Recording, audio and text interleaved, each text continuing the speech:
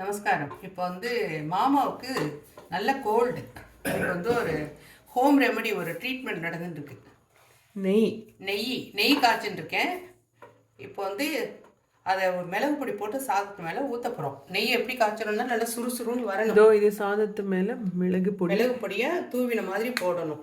வெறும் மிளகா இது இல்லை, மிளகு, சீரகம், துளியூண்டு ஒரு சிட்டிக்கை உப்பு போட்டிருக்கேன். அதை இப்போ நெய் இப்படி சுறுசுறுன்னு சவுண்டு வரும்போது இப்போ அது மேலே சுருன்னு காய்ச்சி ஊற்றணும். அது சளியை நன்னா முறிக்கும், நெஞ்சு சளியை நன்னா முறிக்கும். இதோ பாருங்க, பொரியது பாருங்க. இந்த சாதம் மிளகு பொடியெல்லாம் பொரிஞ்சு கும்பு வாசனை.